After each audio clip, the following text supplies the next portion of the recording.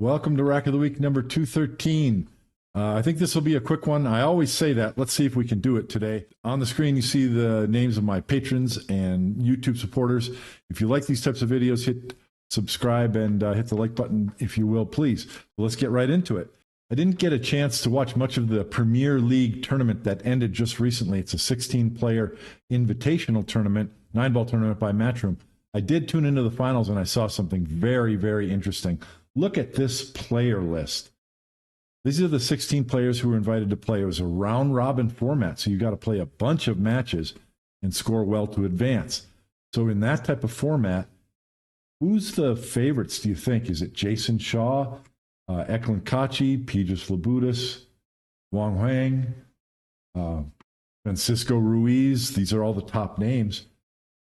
Moritz Neuhausen won the tournament. I didn't get to watch a lot, but I watched the finals and I saw something very, very interesting. There's a couple of questions that people often ask, and the answer's the same for both of them. I'm playing in a tournament and I kind of got out of stroke, or I lost my speed control, or I couldn't see the ball. How do I get that back? How do I get back in stroke? The answer is always go back to the basics and do things deliberately.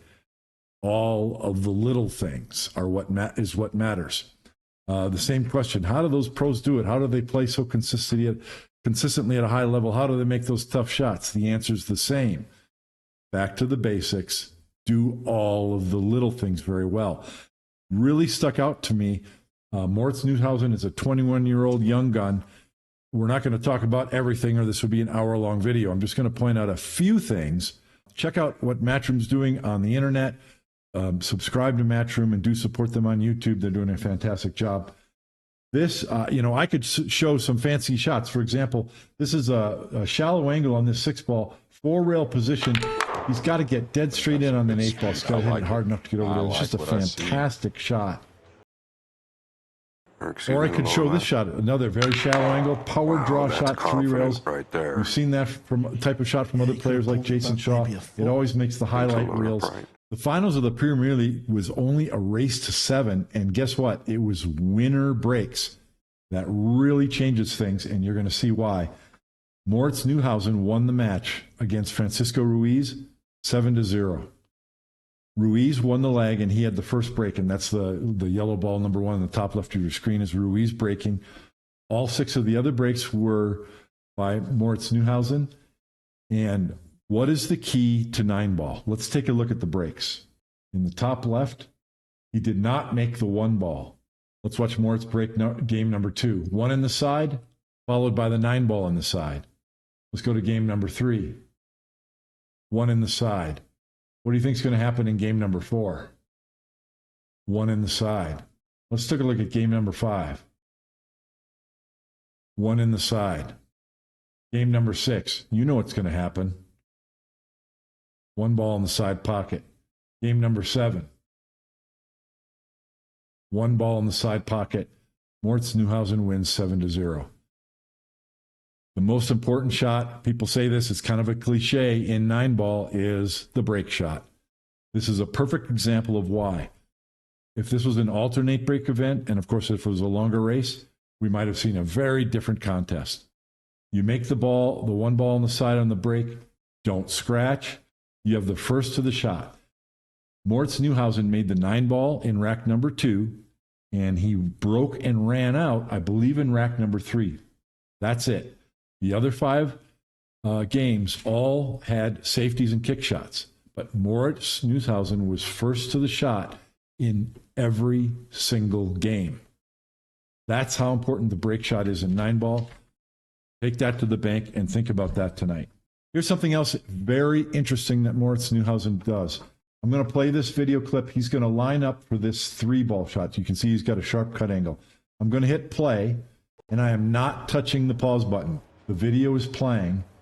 He's sighting the ball. He's bent over at the waist. He's still bent over. He's still sighting. He's still sighting the ball. Still sighting the ball. I have not hit pause on this video. He's still sighting the ball. Finally, he's ready to go over and shoot. Watch this match and pay attention to the amount of time that Moritz Neuhausen takes during his pre-shot routine. And this is all before he even gets behind the cue ball to enter the shot. This is all the pre-shot routine. Maximum amount of time spent there. We're going to look at that closer in a second, but I wanted to give you a really clear-cut example of how much time he took, even on routine shots, to walk over behind the object ball and sight the ball into the pocket. Not for a split second, not just leaning over the way some players do, but very deliberately, as you just saw. Let's look at the next thing. Watch this match and pay attention to what Moritz Neuhausen does after he's sighted the ball and he's come over behind the cue ball and ready to shoot. He's got his feet in position. He's standing fully upright, facing the shot. Watch his head. This is actually on a break shot, but he does this on many of the shots. Watch what he does. You see that side to side? This is a very deliberate example of moving his head side to side. He's making absolutely sure that his vision center and his head is aligned on the aim line before he gets into his shot entry, before he enters the shot. Watch the video and pay attention to just how much and how often he does that. This next one is something I talk about quite a lot. If you watch my channel, I just mentioned that Moritz stands with both feet square to the shot and body and head square to the shot and sights down the aim line. Watch his feet here. When he's ready to shoot, the two-step shot entry, I have this clip slowed down to quarter speed. Notice that his grip hand, the right hand, is on the aim line, as is his head. He's just centered. Right foot, left foot, down on the shot. It's a two-step shot entry. And what I'm leading up to is, I mentioned all the little things. Sight the ball, stand squarely behind the aim line, make sure you're centered, two-step shot entry. Trust me when I say all of these things are extremely well rehearsed. We're seeing them on display very obviously by Moritz Neuhausen here. But watch your favorite top pro and look for those things. This next one is really interesting. I haven't noticed this very often before, but I think there's something that we can learn from this. This is Moritz Neuhausen. He's ready to shoot a shot. He's ready to sight the object ball. He has chalked his cue, and he's putting his chalk down on the rail. So he puts it on a diamond, and whoops, it's not quite right. Let's get it just right. Okay, now I'm ready to shoot. Now I'm ready to sight the object ball. Watch Moritz play this match. Nearly every single shot, everything is deliberate. He has chalked his cue in the exact same way, and when he puts his cue on his chalk on the rail, he puts it on one of the diamonds squarely to the rails of the table and centered on the diamond. And he doesn't begin his shot process until he does that. Now, do you think that's a little nuts? Is that a little compulsive? I'm not going to go deep into this today, but I'm going to invite you to look into the subject. It's decades old, neuro-linguistic programming. There are things you can do to train yourself with a physical cue that reinforces all of your training so that you make the shot. That's a super simplified explanation. I believe that the chalk on the diamond is a little bit part of that.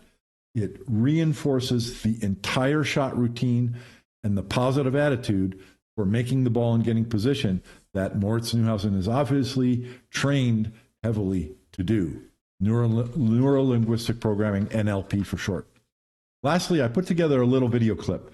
We're going to look at the last, 8 balls. So Moritz has a shot on the 2 ball. Obviously, he's going to run the table. What I want to do to make a point here is I've got a little stopwatch on the bottom of the screen. I'm going to compare the pre-shot to the shot, time on shot. And he's ready to enter the shot. It's at that point that I begin the stopwatch, and then the stopwatch ends when his head has lowered fully onto the shot and his chin is on the cue. That's the shot entry. That's entering the shot. So there's a little bit of pre-shot visualization and then the entry, and then the stopwatch ends with his chin on the cue. Then the second part of the shot, we're going to time from that moment until his cue tip finally hits the cue ball. So it's pre-shot and down on the shot to shot delivery. We're going to compare those 2 times. The first shot, the 2-ball, they're close to the same. Here's the entry, 0.975 seconds, and then here's the delivery, 0.9 seconds, okay? So about the same. That's the only one that we're going to make that case on. So now we're going to go to the 3-ball. Here's the pre-shot time. He's done a little bit of visualization. He's sighting the object ball, actually. Now he comes over behind the cue ball. Down on the shot, chin down to the cue right there. 13.7 seconds. Just getting ready to shoot the 3-ball and getting his body into position. Time on shot, once he's down, 1.5 seconds until the Q-tip contacts the cue ball. I've made this point in a recent rack of the week. Joshua Filler does the same thing as this. People say, oh, Joshua Filler, you shoot so fast.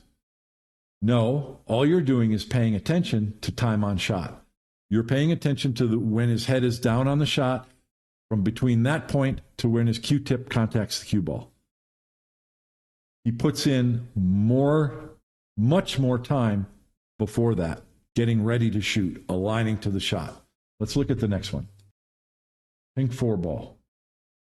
He's sighting the shot line for almost 5 seconds.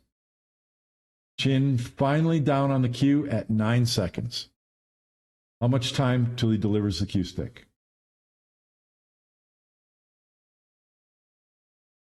That was a long one, 2.1 seconds.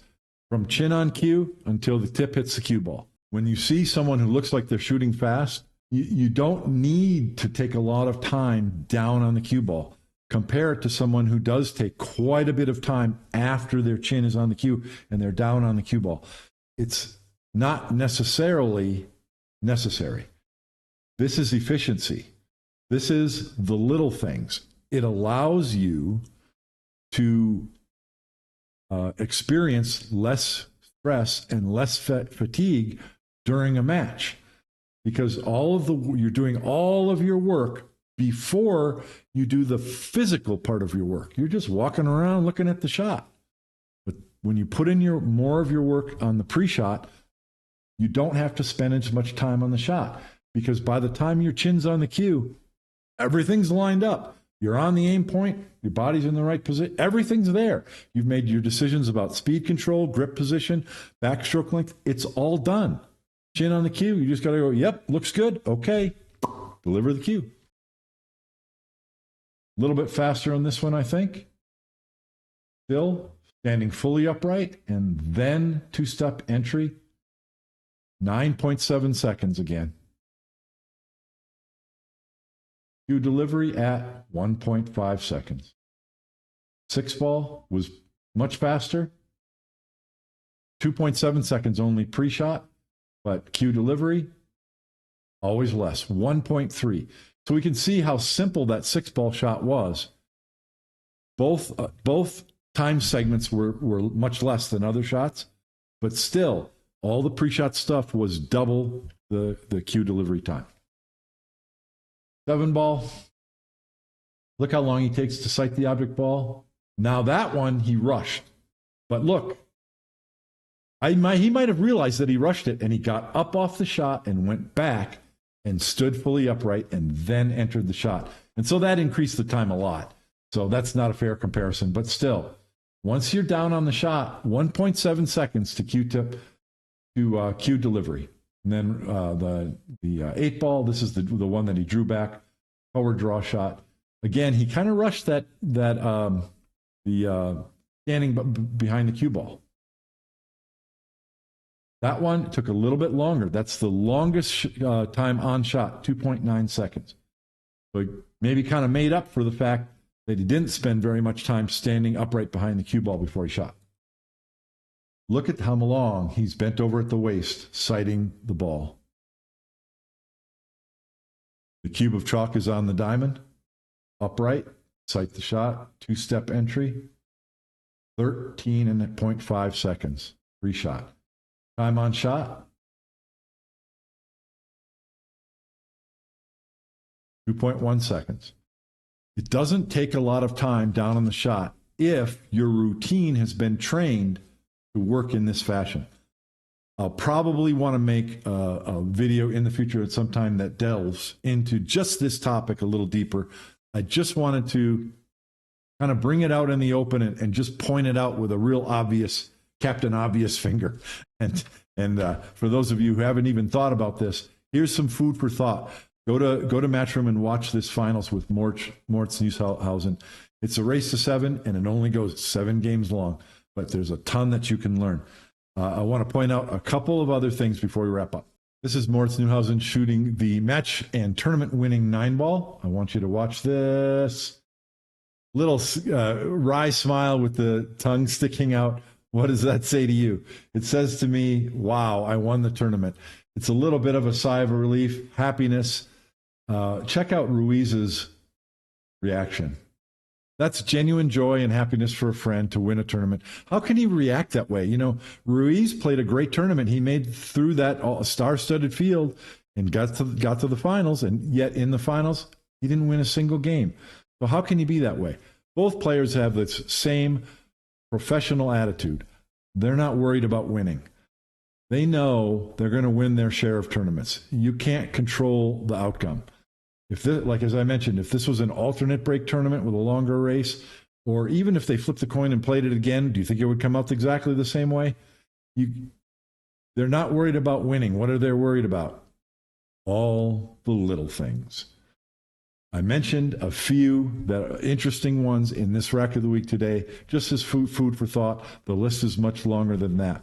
We always say, don't focus on the results, focus on the process. This is an example of what we're talking about. I hope you learned something from that and found it to be interesting. Thanks for watching. If you're going to play pool, remember to play it straight. Next week, we're going to go back to straight pool, and I believe we're going to look at one of the top female champions. So look forward to that, and I'll see you next week on Rack of the Week. Bye.